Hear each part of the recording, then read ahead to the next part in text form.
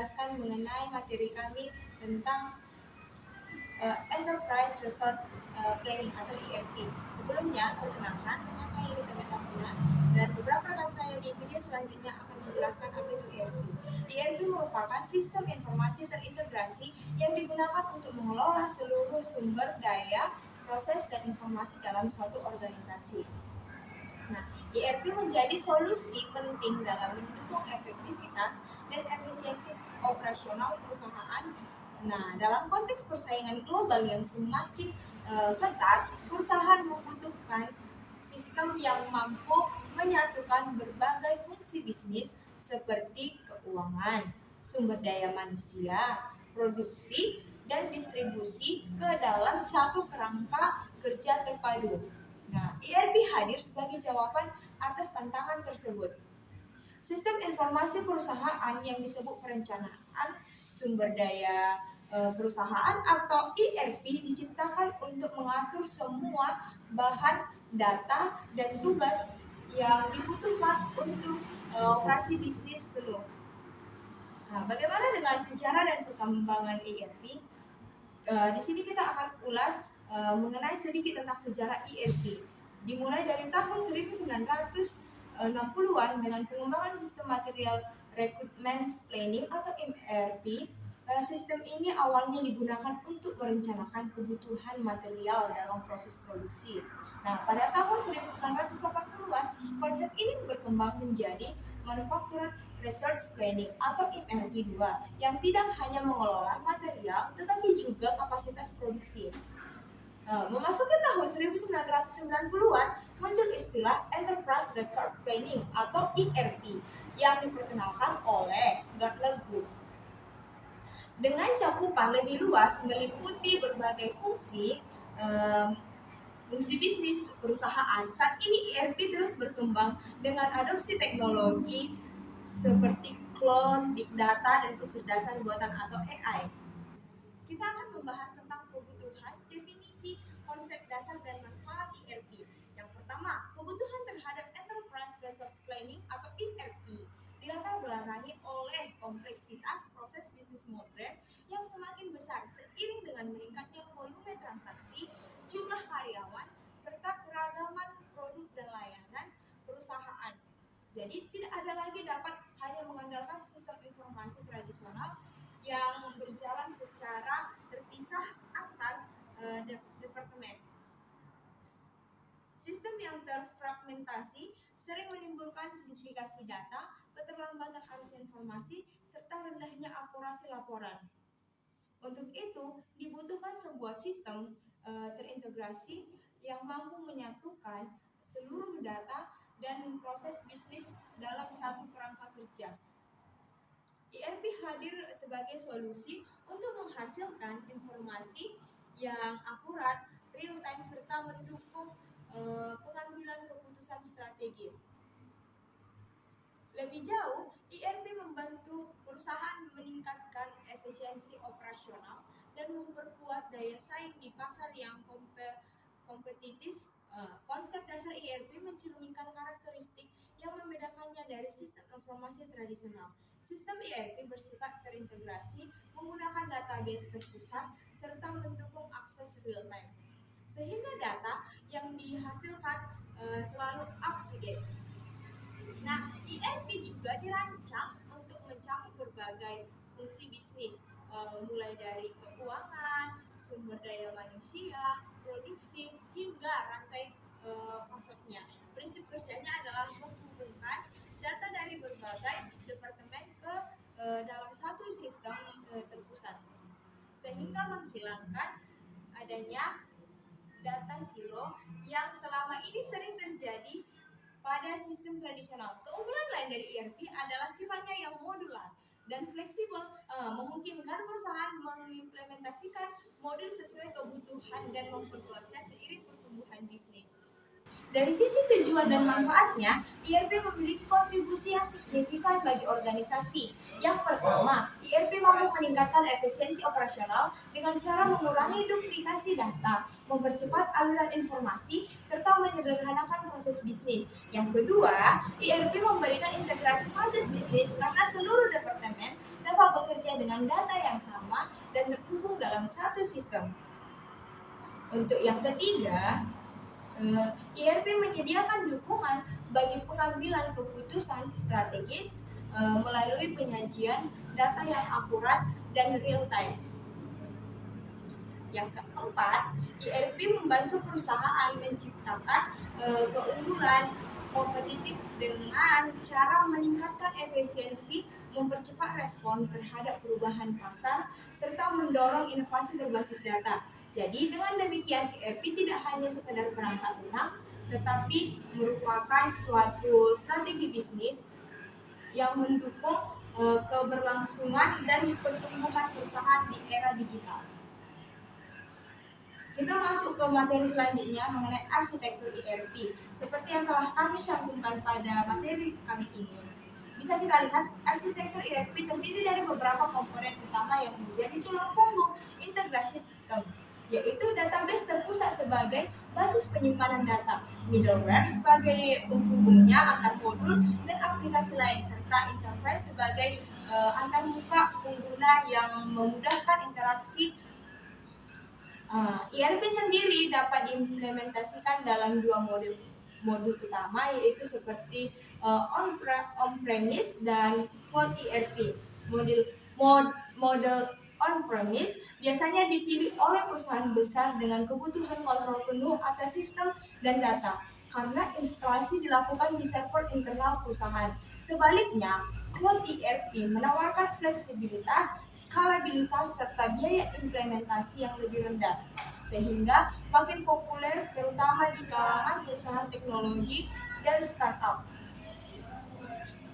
Tren terbaru dalam arsitektur ERP bahkan telah berkembang dengan menghadirkan mobile. ERP, integrasi dengan big data analistik, serta pemanfaatan kecerdasan buatan atau AI untuk meningkatkan kemampuan prediktif dan pengambilan keputusan yang lebih cerdas. Kita akan masuk pada alur data pada sistem ERP, mulai dari user. Nah, bisa kita perhatikan untuk seperti arsitekturnya, yaitu manajer staff atau operator yang memasukkan data melalui interface. Misalnya, bagian keuangan mencatat transaksi jurnal, bagian HR memasukkan data absensi, atau bagian logistik menginput data pengadaan barang. Nah, selanjutnya, data yang masuk ini kemudian diproses oleh ERP sistem dan disimpan di database terpusat. Database ini menjadi sumber kebenaran tunggal atau single source of truth, sehingga semua departemen dapat mengakses data yang sama secara real time. Misalnya, data penjualan yang diinput oleh marketing dapat langsung digunakan bagian produksi untuk merencanakan kapasitas. Selanjutnya, sistem ERP menghasilkan laporan atau report yang akurat dan terintegrasi, mulai dari laporan keuangan, konsolidasi, laporan persediaan, kinerja karyawan, hingga dashboard eksekutif untuk mendukung pengambilan keputusan.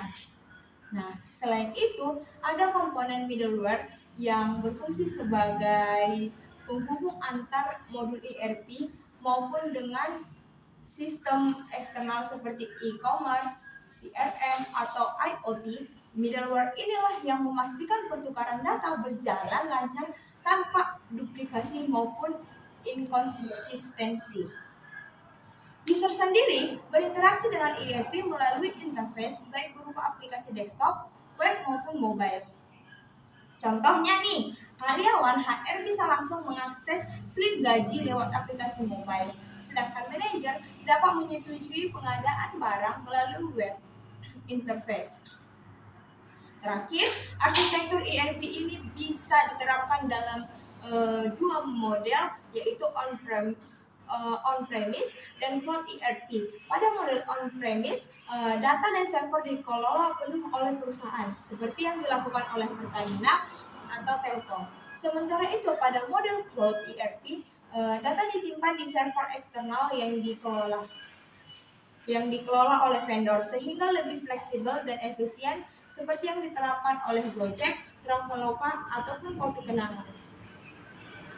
Untuk materi selanjutnya yaitu tentang modul-modul ERP. ERP terdiri dari berbagai modul yang dapat diimplementasikan sesuai dengan kebutuhan perusahaan antara lain seperti yang pertama nih, modul keuangan atau financial management. Modul keuangan atau financial management ini merupakan salah satu inti dari sistem ERP karena berfungsi mengelola seluruh aktivitas keuangan perusahaan mulai dari akuntansi umum, manajemen aset, hingga pelaporan keuangannya. Untuk modul yang kedua yaitu modul sumber daya manusia atau Human Resource Management atau HRM, berperan dalam mengelola seluruh aspek sumber daya manusia perusahaan, mulai dari rekrutmen, pencatatan absensinya, penggajian atau payroll, hingga penilaian kinerja karyawannya. Yang ketiga ada modul produksi dan operasi. Nah, modul ini umumnya digunakan oleh perusahaan manufaktur untuk merencanakan dan mengendalikan proses produksinya. Yang keempat, modul Supply Chain Management atau SCM yang bertujuan untuk mengelola aliran barang, informasi, dan keuangan mulai dari pemasok hingga pelanggannya. Yang kelima, modul Customer Relationship Management atau CRM berfokus pada pengelolaan data pelanggan, analisis perilaku konsumen, serta strategi pelayanan. Selain modul utama, ERP juga menyediakan berbagai modul tambahan yang menyesuaikan kebutuhan bisnis. Misalnya, modul project management yang digunakan perusahaan konstruksi seperti Wika untuk memantau progres pembangunan proyek agar sesuai waktu dan anggarannya. Modul quality control atau QC digunakan industri farmasi seperti Kalbe Farma untuk menjamin mutu produk sesuai standar BPOM. Sementara itu, modul bisnis intelijensi atau BI memungkinkan perusahaan retail seperti Alfamart menganalisis tren penjualannya, menyusun strategi promosi yang tepat sasaran, serta dengan adanya modul tambahan ini, ERP semakin fleksibel dalam mendukung beragam kebutuhan perusahaan. Inilah sebagian dari materi kami. Mungkin materi yang selanjutnya akan lebih jelas dijelaskan oleh partner saya selanjutnya. Terima kasih. Selanjutnya implementasi ERP. Yang pertama, ada perencanaan atau planning. Tahap awal ini merupakan fondasi keberhasilan seluruh implementasi ERP. Perusahaan harus menetapkan tujuan yang jelas, apakah untuk meningkatkan efisiensi operasional, mempercepat integrasi data lintas departemen, atau memperkuat pengendalian manajerial. Tujuan ini akan menjadi pedoman dalam setiap keputusan proyek. Selanjutnya, perusahaan membentuk tim proyek khusus yang biasa terdiri dari komite pengarah, project manager, serta functional lead dari masing-masing divisi terkait. Yang kedua, ada pemilihan vendor atau vendor selection. Tahap berikutnya adalah memilih penyedia ERP yang paling sesuai dengan kebutuhan perusahaan. Kriteria yang digunakan biasanya meliputi kelengkapan fitur, fleksibilitas dalam konfigurasi, skalabilitas, apakah sistem dapat berkembang seiring pertumbuhan perusahaan, harga, dan dukungan teknis. Yang ketiga ada konfigurasi dan kustomisasi atau configuration dan customization. Setelah vendor dipilih, tahap selanjutnya adalah menyesuaikan sistem dengan kebutuhan perusahaan. Perusahaan perlu mendesain ulang proses bisnis yang akan dijalankan di ERP dalam bentuk to be process atau proses ideal yang sesuai best practice. Selanjutnya, dilakukan konfigurasi modul sesuai fungsinya. Misalnya modul keuangan untuk pelaporan, modul SDM untuk penggajian, atau modul produksi untuk perencanaan kapasitas. Yang keempat ada pelatihan atau training dan change management. Tahap ini sangat penting untuk memastikan sistem dapat diterima dan digunakan dengan baik oleh karyawan. Proses pelatihan dilakukan terutama untuk key user atau pengguna kunci yang akan menjadi perantara antara tim proyek dan pengguna akhir. Selain pelatihan teknis, perusahaan juga harus menyiapkan dokumentasi seperti manual pengguna dan SOP baru yang sesuai dengan sistem ERP. Yang kelima ada Go Live atau implementasi di produksi. Tahap Go Live adalah saat ini ERP mulai digunakan di lingkungan operasional nyata. Sebelum aktivasi, dilakukan migrasi dan data terakhir dari sistem lama ke ERP baru. Proses ini sangat kritis karena kesalahan data akan langsung berdampak pada transaksi bisnis. Yang keenam ada evaluasi dan continuous improvement. Implementasi ERP tidak berhenti setelah Go Live. Evaluasi secara berkala harus dilakukan untuk menilai efektivitas sistem dengan mengukur indikator kinerja utama atau KPI, misalnya pengurangan waktu penutupan laporan keuangan, efisiensi biaya operasional, atau peningkatan kepuasan pengguna. Selanjutnya ada strategi pemilihan ERP. Dalam pemilihan ERP, organisasi harus mempertimbangkan kebutuhan bisnis, anggaran, dan skala operasi. Beberapa sistem ERP yang populer pada umumnya dipertimbangkan, terdapat itu ada 5. Yang pertama ada SAP ERP atau SAP S/4HANA. Digunakan oleh perusahaan besar multinasional. Kelebihannya adalah integrasi mendalam, skalabilitas, dan dukungan global. Namun biayanya relatif tinggi. Yang kedua, ada Oracle NetSuite atau Oracle ERP Cloud. Cocok untuk perusahaan menengah hingga besar, menawarkan fleksibilitas berbasis cloud dengan modul yang komprehensif.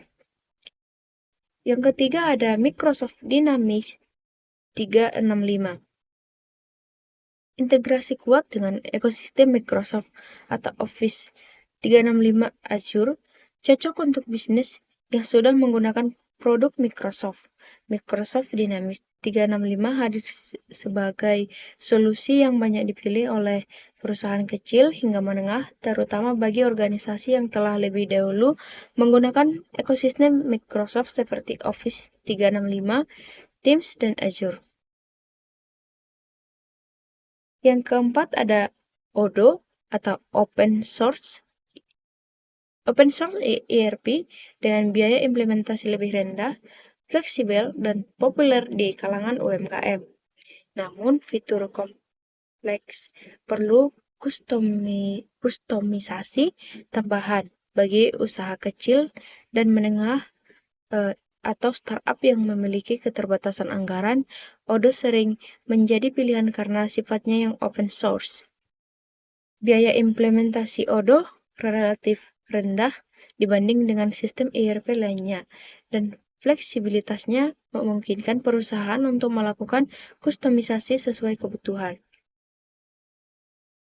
Dan yang kelima ada Infor, Episode, dan lainnya, lebih fokus pada industri tertentu atau manufacturing, distribusi, dan retail. Selanjutnya ada faktor kunci keberhasilan implementasi ERP. Banyak implementasi ERP gagal karena kurangnya persiapan dan pengelolaan perubahan. Faktor kunci keberhasilannya antara lain yang pertama ada dukungan manajemen puncak. Keberhasilan implementasi ERP sangat tergantung pada komitmen dan dukungan penuh dari manajemen puncak. Dukungan ini tidak hanya berupa alokasi anggaran dan sumber daya, tetapi juga dalam bentuk kepemimpinan yang menegaskan pentingnya ERP bagi transformasi organisasi. Tanpa keterlibatan aktif eksekutif, proyek ERP beresiko kehilangan arah dan mengalami resistensi dari karyawan. Yang kedua ada kejelasan tujuan dan skop. Sebuah ERP harus memiliki visi yang jelas serta ruang lingkup yang realistis. Target implementasi harus terukur dan dapat dievaluasi. Misalnya, mengurangi waktu closing laporan keuangan dari 10 hari menjadi 3 hari. Dengan tujuan yang terdefinisi, organisasi dapat meminimalkan risiko scope scrap yang sering membuat biaya membengkak dan jadwal proyek meleset. Yang ketiga ada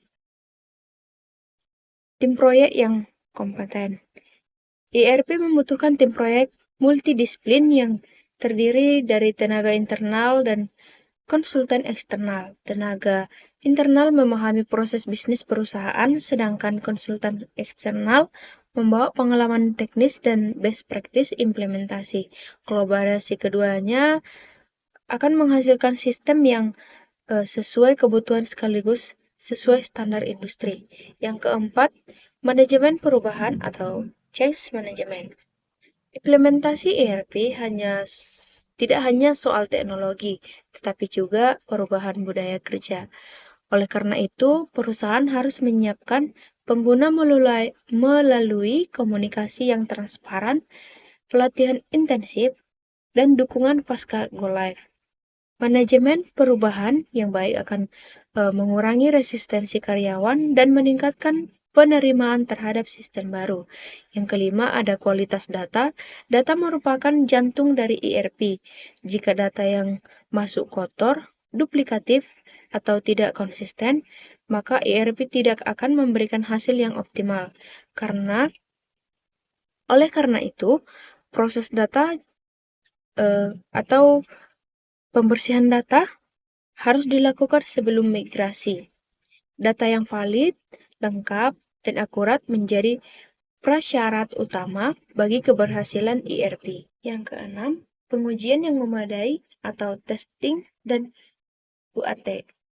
Sebelum go live, sistem ERP harus melewati tahap pengujian menyeluruh termasuk acceptance testing atau UAT.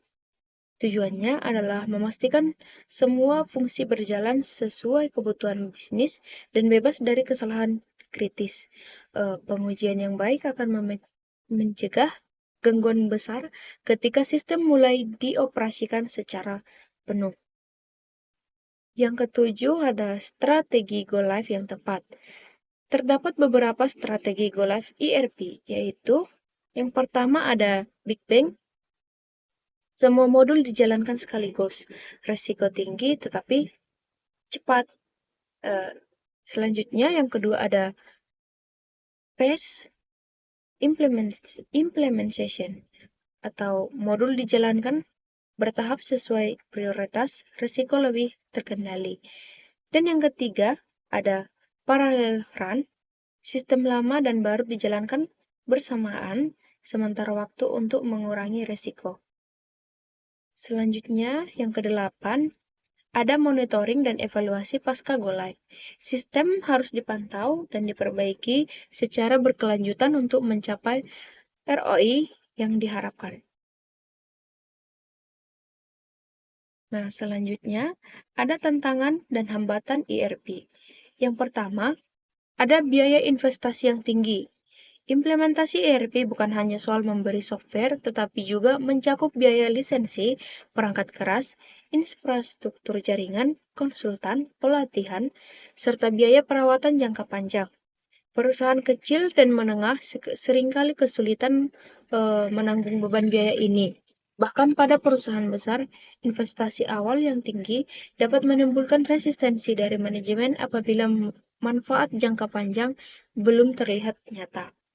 Yang kedua ada kompleksitas proyek.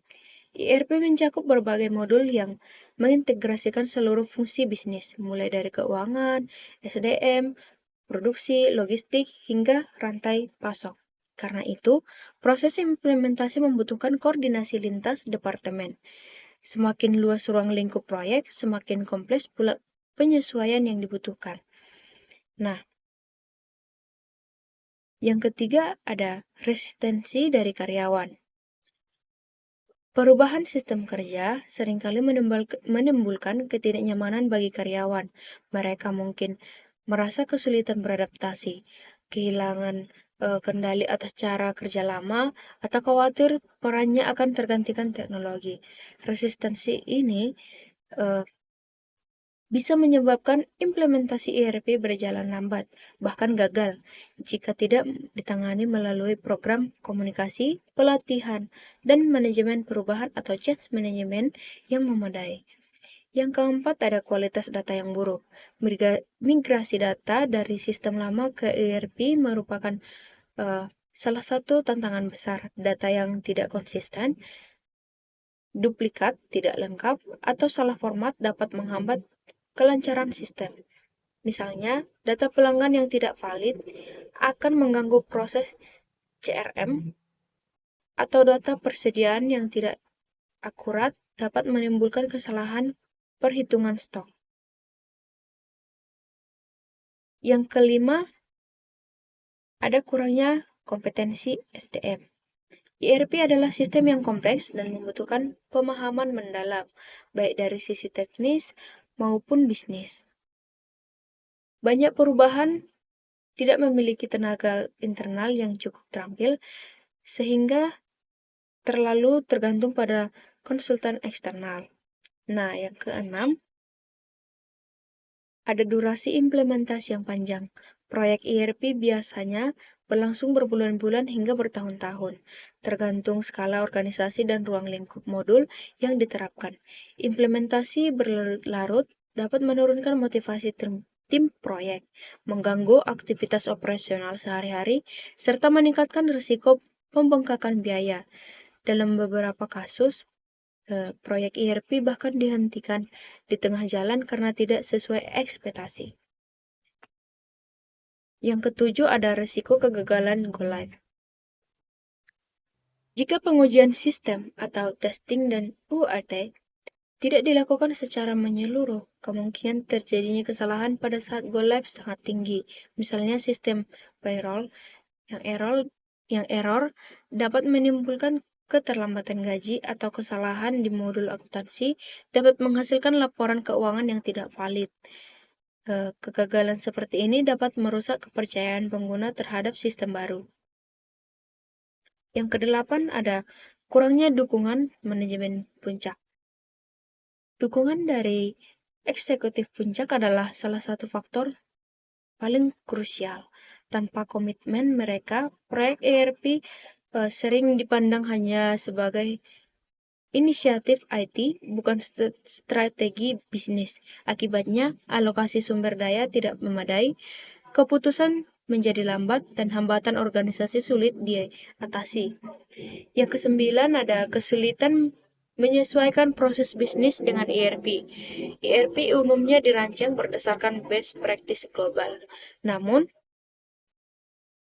tidak semua best practice sesuai dengan kebutuhan alokasi atau karakteristik unik suatu perusahaan. Jika perusahaan harus melakukan kustomisasi berlebihan, risiko meningkat, biaya lebih tinggi, waktu implementasi lebih lama, dan kesulitan saat upgrade di masa depan. Dan yang terakhir adalah evaluasi dan maintenance yang kurang optimal. Banyak organisasi menganggap pekerjaan selesai setelah ERP go live, padahal fase pasca implementasi saat sama pentingnya, karena ERP membutuhkan pemantauan, evaluasi, dan pengembangan berkelanjutan.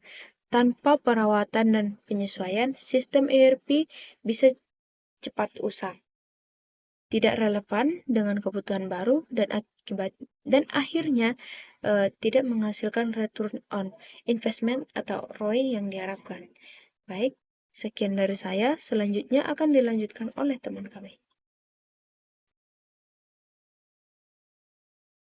Baiklah, untuk penjelasan materi yang terakhir akan dijelaskan oleh saya sendiri, Judith Minggualan, tentang studi kasus ERP. Studi kasus pertama yaitu di skala internasional, Nestle. Siapa yang tidak tahu Nestle? Perusahaan multinasional makanan dan minuman yang pernah mengalami tantangan besar saat mengimplementasikan ERP berbasis SAP.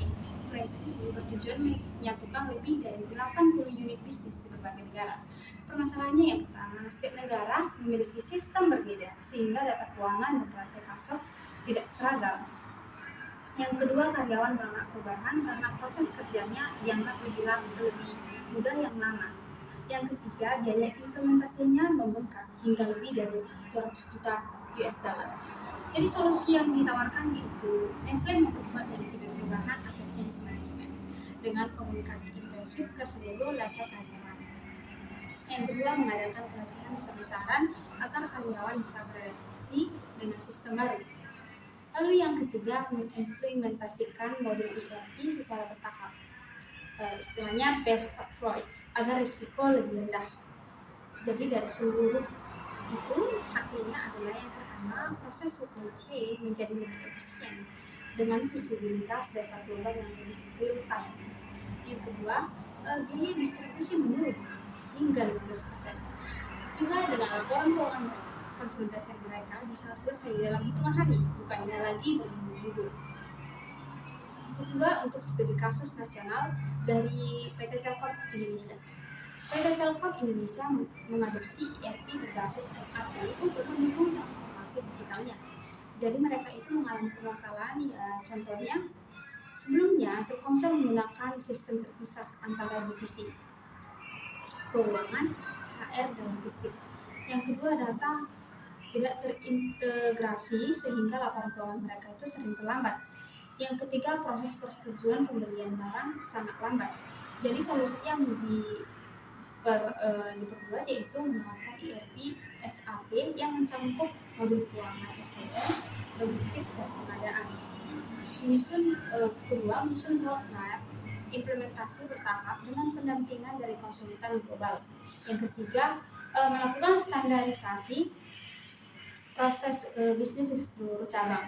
Jadi hasil dari upaya mereka ini yang pertama, satu, efisiensi operasional meningkat dengan waktu proses pengadaan turun hingga lebih dari 40%. Yang kedua, kecepatan penyusunan laporan keuangan yang tadinya bulanan meningkat secara signifikan. Ketiga, transparansi data keuangan dan operasional meningkat sehingga manajemen dapat mengambil keputusan lebih cepat. Yang ketiga, pelajaran dari kedua kasus ini yaitu terlihat bahwa keberhasilan implementasi ERP tidak hanya ditentukan oleh teknologi, tapi juga oleh faktor manusia dan strategi. Juga dipengaruhi oleh dukungan manajemen puncak, manajemen perubahan, kualitas data, serta strategi implementasi yang tepat merupakan faktor kunci keberhasilan usaha ini. Selanjutnya yaitu perkembangan ERP sendiri. Yang pertama, cloud ERP mengurangi kebutuhan infrastruktur besar, lebih fleksibel, cepat diimplementasikannya. Lalu dengan biaya yang berlangganan, contohnya SAP, S/4HANA Cloud, Oracle NetSuite, Odoo, dan Cloud. Lalu yang kedua, ada integrasi AI, otomatisasi tugas rutin, deteksi anomali, prediksi persediaan, hingga chatbot HR. ERP kini berperan sebagai sistem cerdas yang memberikan rekomendasi bisnis.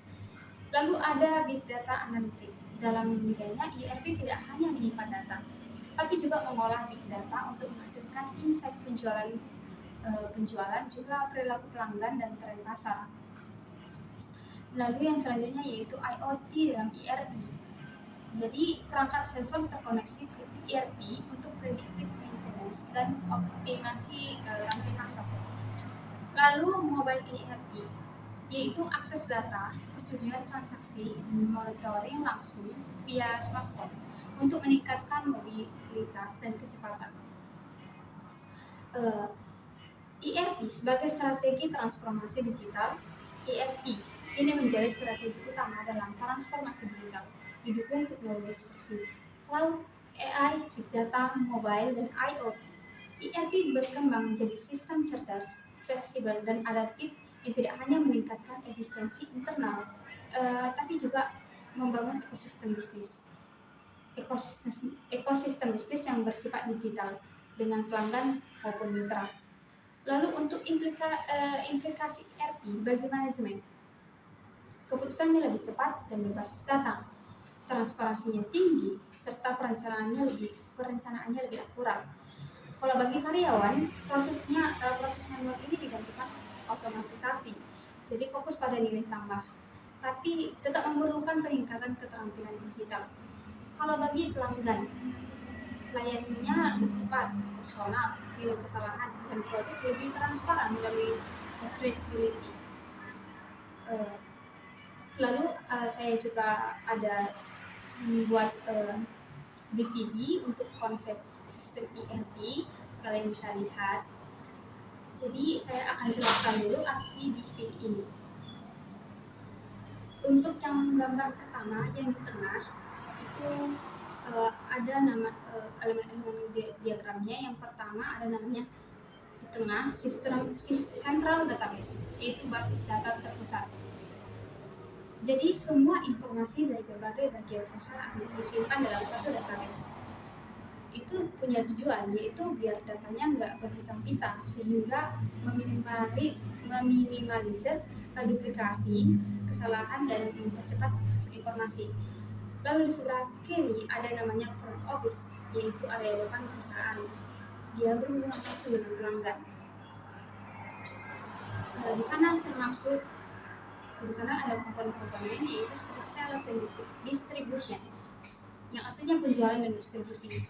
Ada juga di sana service application atau layanan pelanggan. Jadi fungsinya itu berkaitan langsung dengan pelanggan. Makanya di sebelah paling kiri ada tulisan customer. Yang kemudian untuk sebelah kanan yaitu back office, yaitu area internal perusahaan yang tidak langsung berhubungan dengan pelanggan. Di sana termasuklah financial application atau akuntansi atau keuangan. Lalu ada manufacturing application atau produksi, dan lalu ada inventory management atau persediaan. Semua ini mendukung proses internal agar berjalan efisien. Lalu di sebelah bawah ada human resource management atau HRM. Di sana itu adalah modul yang seperti dijelaskan sebelumnya, modul untuk mengelola karyawan baik dari gaji, absensi, rekrutmen, penilaian kerja, dan lain-lain. Lalu ada yang paling tengah dan atas, itu disebut corporate reporting, yaitu laporan perusahaan yang dihasilkan dari berbagai data yang tadi untuk kepentingan manajemen yang digunakan nantinya untuk pengambilan keputusan. Nah, saya belum jelaskan yang supplier yang ditunjukkan sebelah kanan. Artinya, bagaimanapun ERP juga terkoneksi dengan pihak luar. Supplier itu artinya pemasok. Dia di sanalah data pembelian, bahan baku, supply chain terintegrasi dalam sebuah sistem. Nah, setelah dari penjelasan tadi, saya akan memberikan sebuah kesimpulan, yaitu sistem ERP lahir untuk mengintegrasikan proses bisnis yang sebelumnya terpisah melalui bisnis data terpusat, menghubungkan model keuangan, SDM, dan produksi hingga distribusi. ERP berevolusi dari pencatatan transaksi menjadi platform digital strategis. Keberhasilannya dipengaruhi oleh dukungan manajemen, infrastruktur kompetensi pengguna, dan manajemen perubahan. Namun, menghadapi tantangan seperti biaya tinggi, resistensi karyawan, dan kompleksitas sistem, dengan hadirnya teknologi cloud, AI, big data, IoT, ERP lebih fleksibel, cerdas, adaptif terhadap kebutuhan bisnis modern. Nah, itu tadi pembahasan tentang ERP dari kelompok 10. Kami ucapkan terima kasih, dan kami sangat berharap materi kami ini bermanfaat bagi penonton sekalian. Dengan begitu, ayo dukung kami dengan like, share, komen, dan subscribe channel YouTube kami ini untuk mendukung dan terus bisa belajar dari materi yang telah kami keluarkan. Apabila ada kesalahan kata, kami mohon maaf, dan terima kasih. Sampai jumpa.